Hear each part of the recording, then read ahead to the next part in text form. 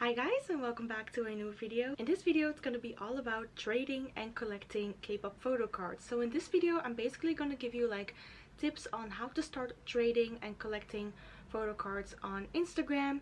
This probably will come in handy if you want to start collecting one of your favorite K-pop idols but you just don't really know where to start. I thought this video would be very handy to make. So yeah, if you want to know all the tips I have for collecting photo cards and how to like set up your profile on Instagram and stuff and how to successfully collect your favorite member, then just keep on watching. Okay, so I have tips here on my phone so I don't forget anything. So the first step is think about who you want to collect and what you want to collect, because obviously K-pop is such a big thing now. K-pop albums are like literally available everywhere, and there's now this such big K-pop community around the whole world. And yeah, collecting photo cards has become such a big thing over the past couple of years.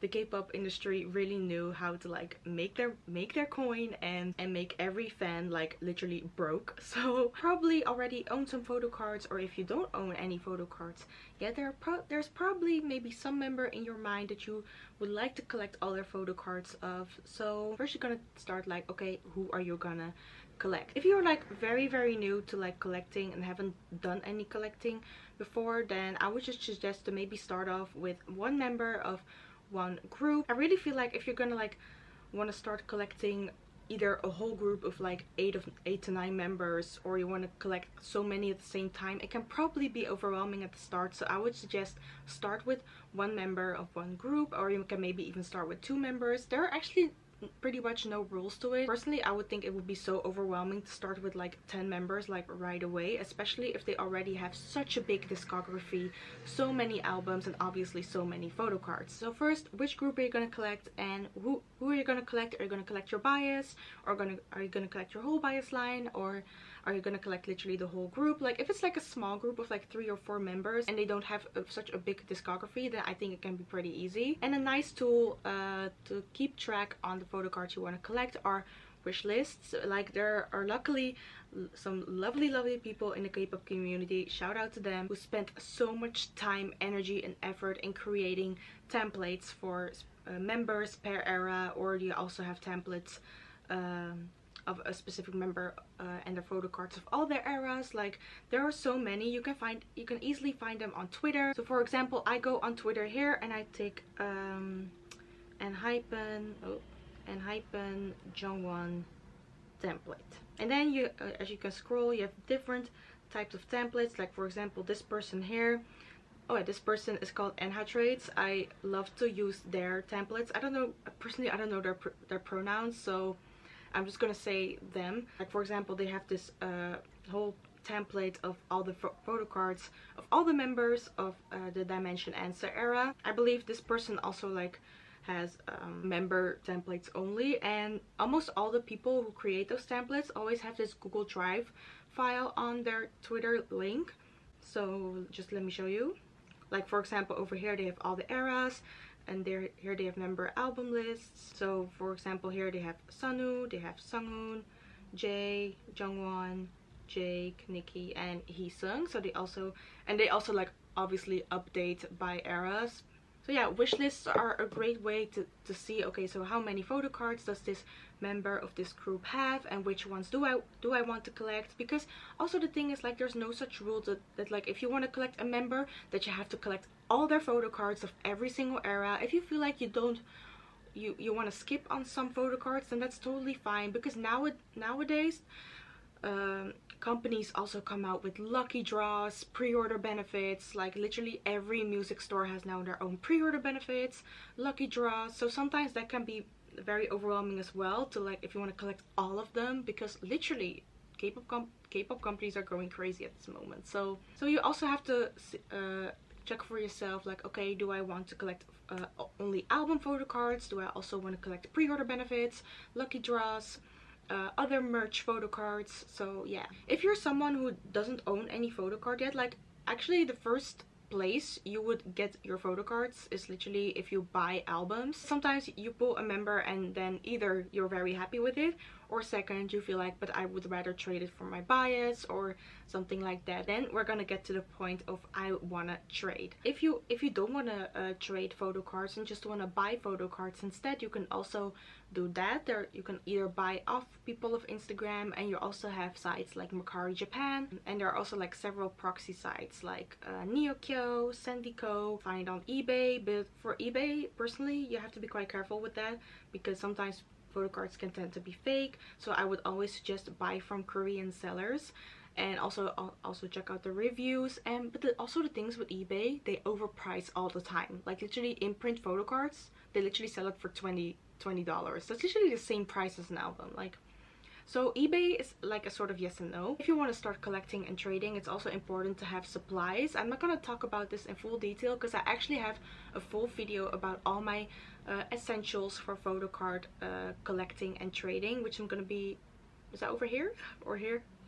I don't know. Like I have a full detailed video about that, of all the supplies I have, like binders, pocket pages, sleeves, and also essentials you need for when you're gonna pack out trades. So if you want to know how to pack your trade, I would suggest to watch that video. Okay, so now we're gonna actually get to the main part. Like the most important part is open up a page for Instagram, because I really feel like a lot of trading actually happens on Instagram. Just to show you guys how my Instagram looks like, I'm gonna go to my Kpop Instagram. So this is currently my Kpop Instagram, and actually a lot of people do have a separate Instagram for trading and sales, but mine is like a combination of just a K-pop account and trading and selling. Really, at the moment I don't have any like trading posts. I do actually have this one selling post, and I really want to sell my Jake and Nikki Yeezy U pops, but no one's buying them.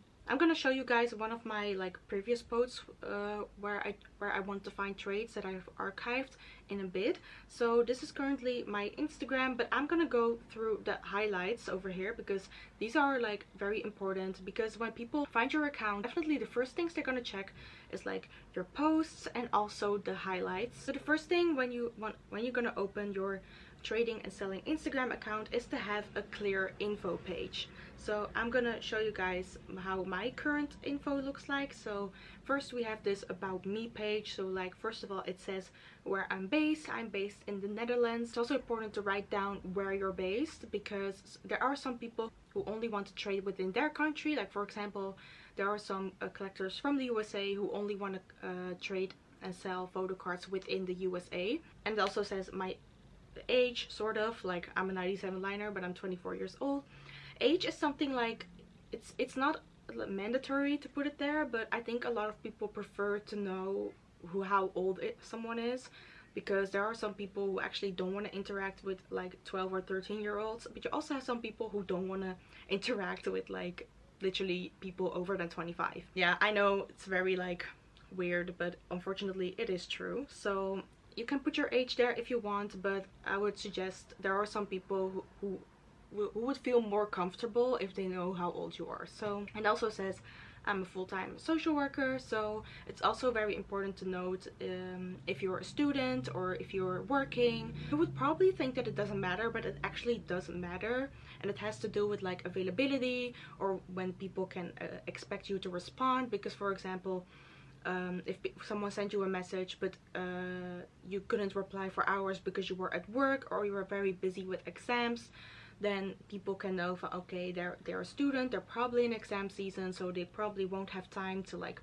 respond real fast. Or yeah, so obviously we all have a life outside collecting, so that's why I put down that I'm a full-time social worker. Okay, and this is actually the most important part for your info, is the trading info.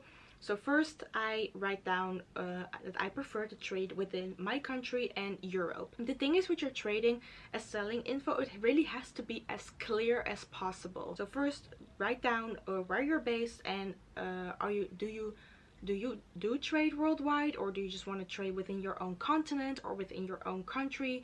Please write that down, because for example, if you only want to trade within your own continent, like for example Europe, and then someone from Australia is reaching out to you and you don't want that, then obviously they first have to ask like, hey, I'm based in Australia, for example, do you also trade within Australia? And then you're like, no, sorry, I prefer to do that. Then if you just put it down in your info, it saves them time and effort as well. And then also in that sense, you don't have to repeat yourself many times. So first write down where you want to prefer trading, and I also write down like my procedure when I like trade and sell photo cards. Like I wrote down that I always send a video with flash of the photo card and inclusion, and I expect you to do the same.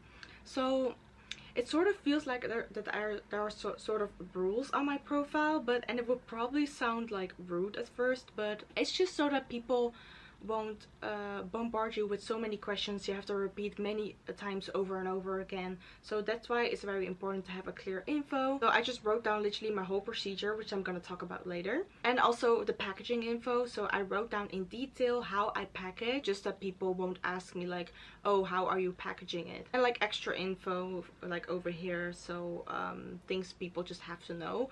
And I've also wrote down at the bottom, if you read everything, please send the wolf emoji. It has become a very big thing in the K-pop community that it's just important to read someone's info, because I've seen lots of posts where people like, please read my info or you'll be ignored. Like, it probably sounds very rude at first, but I'm just, for the people who are quite new to this community, I am preparing you. Like, there are people who are very quite strict and really treat this trading thing as if it's a sort of business. And then I have this other highlight here which says my Enhypen wish list.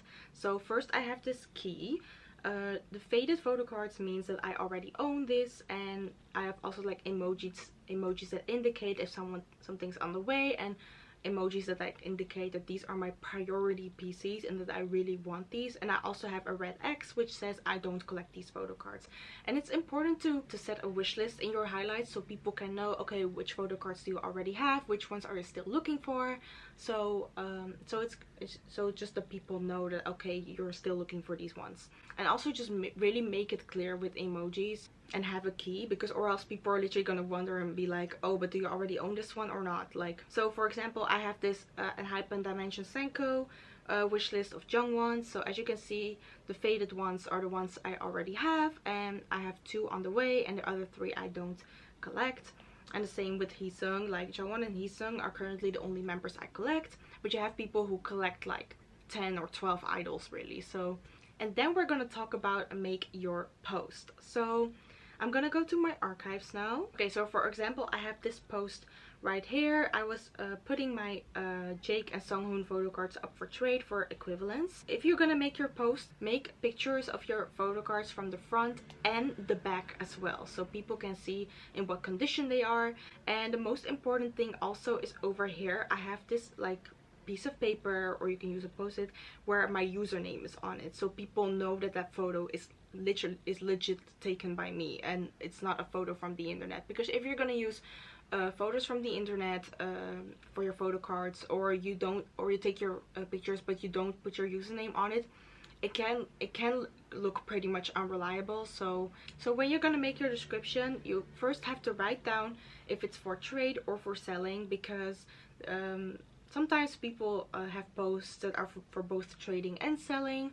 But if you specifically want to trade and not sell them, then make sure it's clear that it's not for sale, just to prevent people from asking if they can buy it, or oh, how much is it, while you clearly don't want to sell them, you actually want to trade them. So write down what's in the picture, and also what do you want in exchange, so for which member do you want to trade.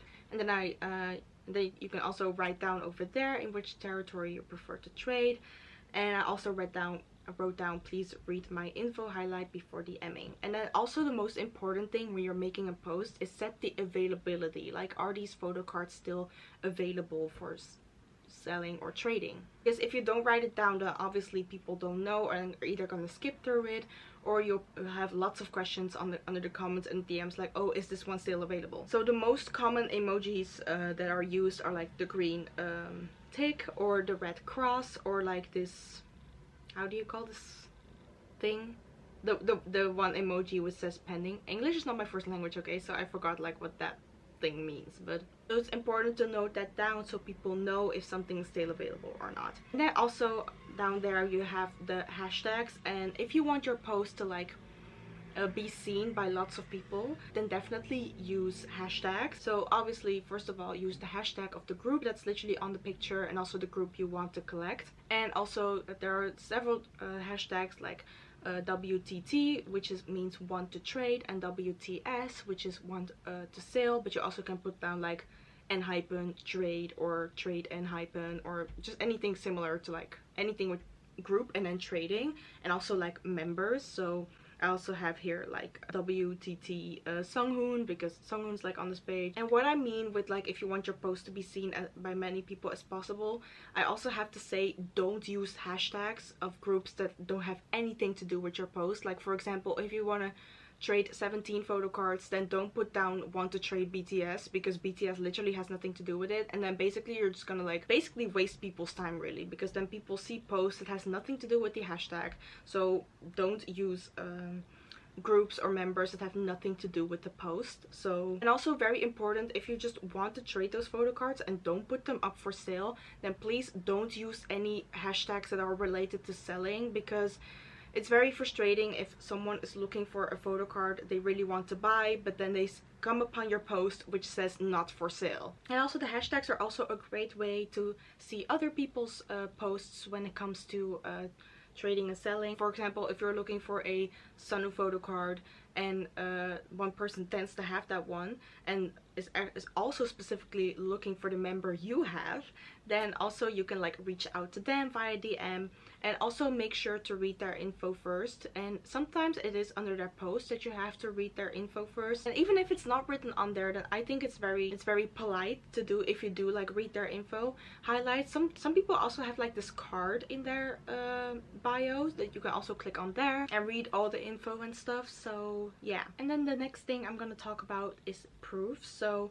as you can see on my profile, I have this little proof highlight, and I currently am at like 25 proofs or something, so people can like see like, so these are mainly story posts from people who thanked me for trading and collecting and that it arrived safely. So if you're gonna add proofs, then make sure you actually do repost it from that person instead of like a screenshot. So when people like are gonna look at your proofs, they can click on a certain profile and then see from, okay, it's a legit profile, you know. So obviously when you literally just started collecting, you still have to build up some certain proofs. So unfortunately it can happen if people see your profile and they don't have any proofs, that they probably don't want to trade with you, because they probably are afraid that you'll probably scam them or anything. So if you're actually gonna start collecting and you don't have any proof yet, then also make sure to put that in your profile as well, that you're a very new collector and that's why you don't have any proofs yet. But because of the fact that you don't have any proofs, there are gonna be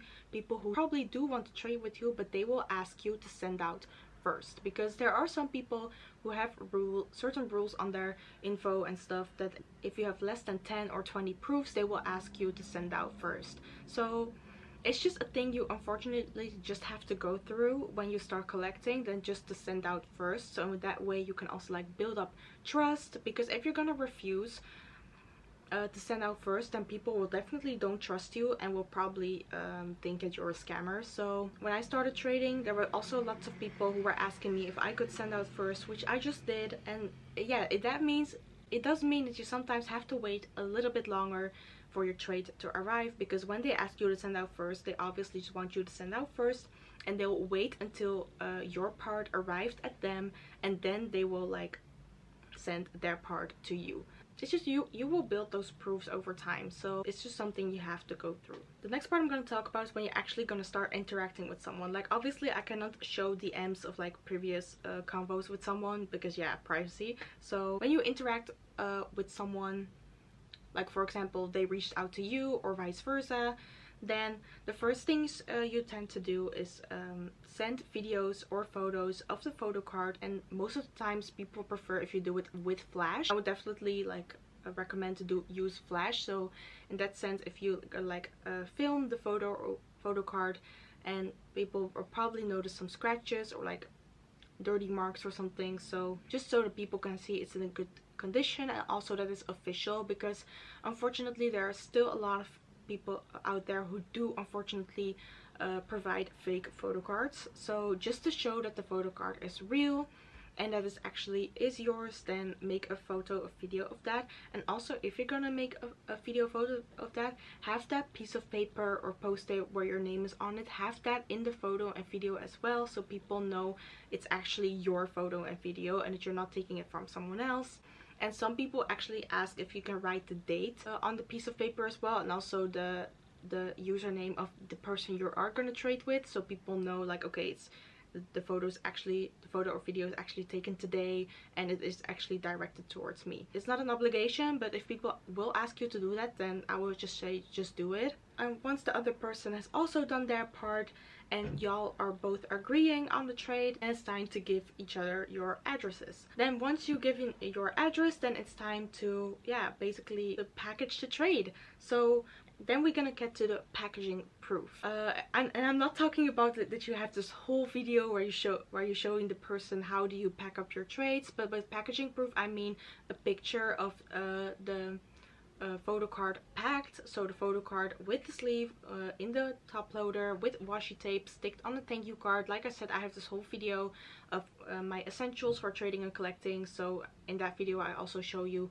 how I package up one of my trades. So basically you just take a photo of the photo card packed, so people know, so the person can know like, okay, it is packed. And also then we get to the address confirmation, and that's basically you write down the person's name and address on the envelope, and then you take a picture of that and send it to them and ask, hey, is the address correct? Please ask if it is correct, because what if you, for example, wrote down the zip code wrong or the house number wrong, anything like that, you know? Because I actually had that sometime when there was this one person was like sending a photo of my address asking me if it was correct, but there was a completely different house number on there, and I was like, no, this is my house number. And also don't think like, oh, it's gonna be correct anyway, because what if the person, for example, literally moved? So, and when you're gonna send out, it's also like important to communicate, because if you're not gonna say when you're gonna send out, then the person's probably gonna be like, oh, but when are they gonna send out?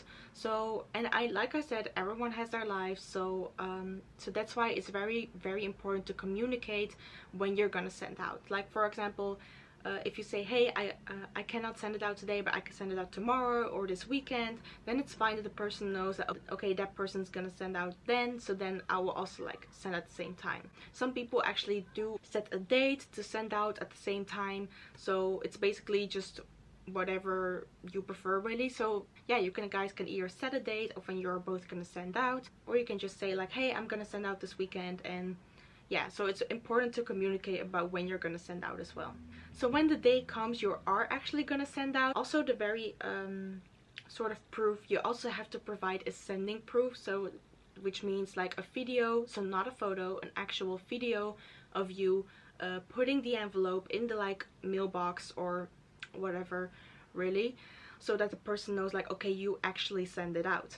And I know there are some like instances where people cannot go to the mailbox but actually have to go to a post office instead. Also, it is very difficult to provide sending proof via the post office, because you cannot just film how you're just giving the envelope at the post office. So if you're in a position that you have to go to a post office, please make sure that you ask for the receipt. I know in some countries it actually says the address and how much the stamps have cost and stuff like that. So, and also be clear on that as well, that if you have to go to a post office and cannot provide a video proof of you actually putting it in the mailbox, it's also important to communicate, and please come with a receipt or anything that can sort of be your proof, you know? So, and then obviously the last part, when your trade has arrived, so you finally got that photo card you wanted by trading, it is very important to make a story post about it and thank the person, and literally also mentioning them in your story for, hey, thank you so much this person for trading to me, they have arrived safely. So they can also like put that in their proof highlight. But you also have sometimes people who just DM you and be like, hey, it has arrived, thank you so much, and don't make a story post about it, but they do, for example, make a picture of that it has arrived in the DMs. Then you can also just like screen record the DM and then type your username on there. So if you're just gonna take a screenshot of your username on there, obviously some people can like fabricate that sometimes, you know, so just if the person agrees to it, make a screen recording of that DM with the person saying, hey, it has arrived, and then type your username while it's screen recording. And also another thing that I sort of, which is not an obligation, but I do recommend, my friend actually recommended me doing this, is actually make a received highlight. So this is my like received highlight. So here it has all the story posts I've made for other people, so they could put it in their proof, and also like just it can also like be proof for the other people, and also just exposure for other people, really. So these are actually all the tips I can give you on how to trade and collect photo cards. I hope you guys enjoyed this video. Give it a thumbs up if you liked it, and of course subscribe. I love you guys, and I see you next time in a new video. Bye bye.